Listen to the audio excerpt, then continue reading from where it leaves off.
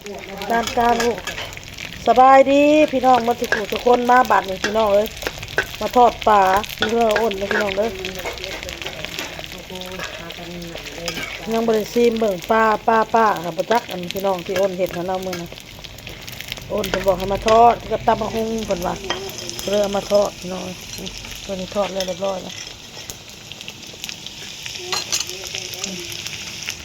ใส่สิตำมะฮุ่ง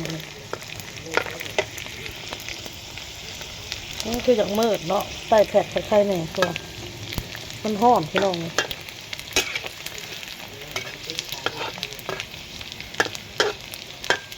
ทอดปลาแล้วก็ตำมะฮุ่งพี่น้อง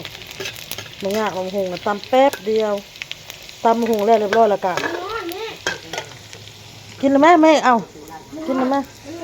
ต้องมากินป่ะมันห่อนเฉพาะมันจะปะเนาะแม่แหละมันห่อนอันน่ะตำมะฮุ่งแล้วก็เสียดพะโล้ให้ป้าพี่น้องให้ป้าเป็นซื้อหมู3 ชั้นมาให้อ้นเห็ดพะโล้ให้เนาะเดี๋ยวอ้นเห็ดอันนี้แล้วก่อนพี่น้องทอดปลาตำมะฮุ่งแล้วเนาะเห็ดพะโล้ให้เพิ่น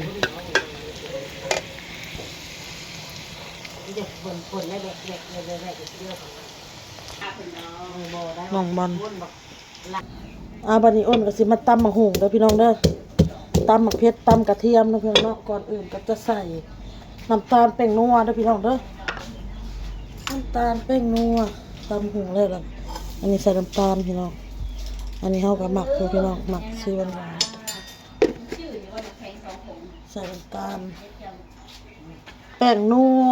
ใส่ละแป้งนัวเนาะแป้งนัวอยู่ใส่เนาะบัดนี้อะไรสิหมดอันนี้แป้งนัวโอ้ยมันเสร็จต้มเค็มนะพี่น้องต้มเอาใส่หลาย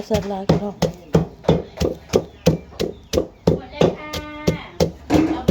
มาพี่น้องเลยมากินทอดปลาตำมะฮุ่งต้มเค็มเด้อมื้อนี้3 เมนูรวดเลย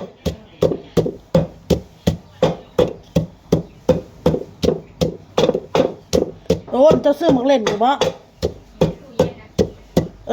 บอลเอามาให้เอื้อยนะเอามาให้เอื้อยวะมาให้แม่สมองเลื่อนแล้วพี่น้องบอลมาให้เอื้อยวะมาให้แม่นะลูกมันหล่อเด้อเสร็จประเดี๋ยวพี่น้องประเดี๋ยวตุ้ง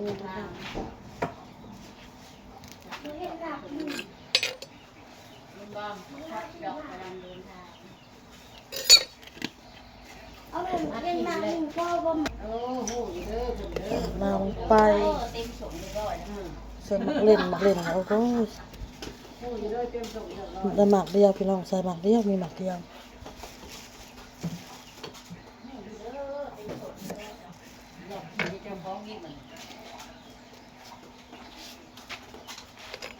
ขึ้นแล้วมาลูก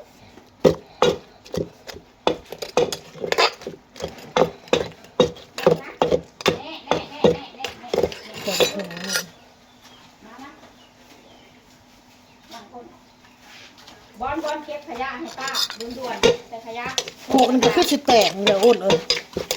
ตำให้แตก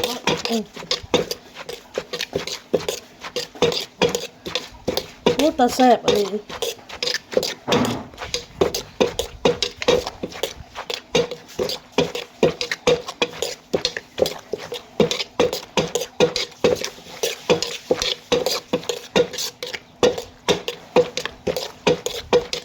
ซีมก่อนพี่น้องได้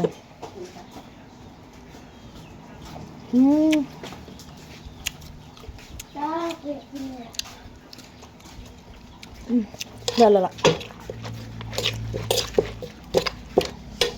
แซ่บ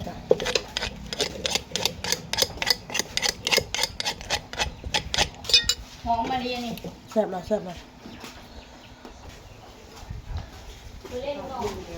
าเล่นนอนเพื่อนเจ้าเล่นนอนเอาแล้วเอามาแกงเลยแกงแล้วคนหนึ่งคนจะล้างไปตัดแล้วเอ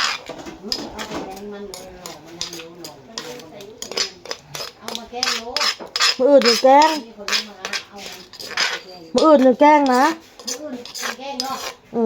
กงโอเครอบเที่ยงเลยคือ แล้วพี่น้องตับมะฮุงแต่แซ่บขนาดเลยทอดปลากันแล้วเรียบร้อยนี่พี่น้องมา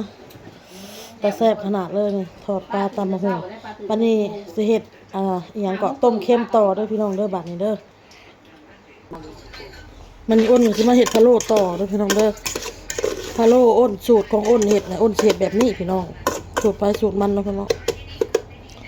เอาตาลมาเจียวก่อนพี่น้องเจียวแล้วก็มีน้ำมันหมูนำเจียวกับน้ำมันหมูแล้วก็เตรียมเครื่องเคียงเขาก็มีกระเทียมขิงพี่น้อง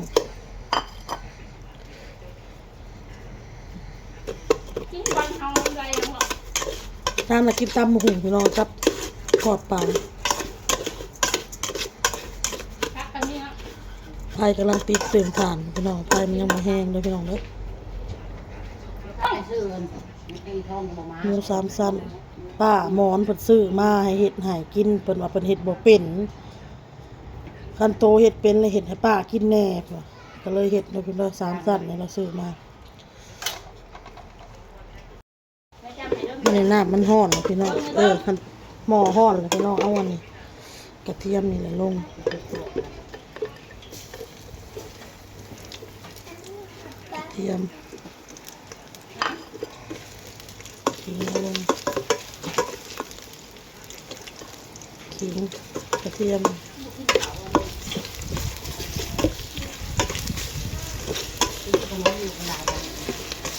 ว้าวมาแล้วบัดนี้พายุมาแล้วพี่น้องทั้งลมทั้งฝนเดี๋ยวกระเทียมมันหอมกันนะขิงพี่น้องขิง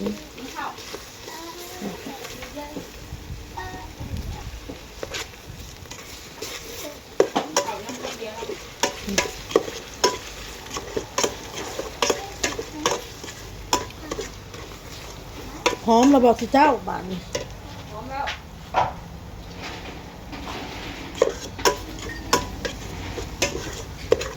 เพชรตำมะฮุงเลยพี่น้องเด้อคือทาเด้อค่ะกะเอาได้น้ำพี่น้องเลยทีได้ทางเขาก็เอาหมูลง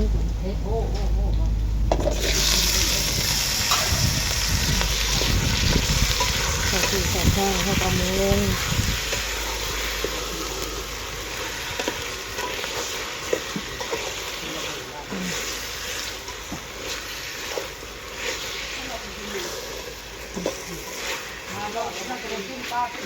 เป็นเอาน้ำมาเทพี่น้องเอาลงไปกระลนมาก่อน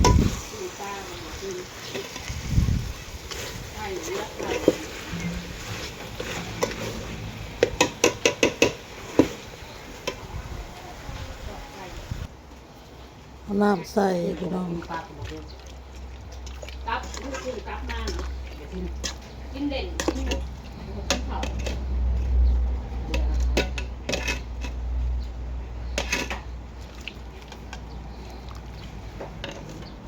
น้ำใส่เรียบร้อยแล้วก็ปรุงแล้วมันเกลือเป็นนัว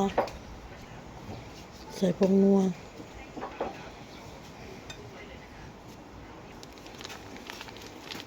ใส่ขนอพี่น้อง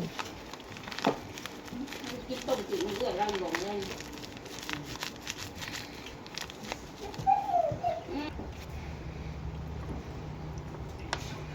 ใส่น้ำปลาด้วยพี่น้องเด้อใส่น้ำเค็มโอเคพี่น้องมันเท่ากับปรุงอีกอย่างจะแรกเรียบร้อยนะพี่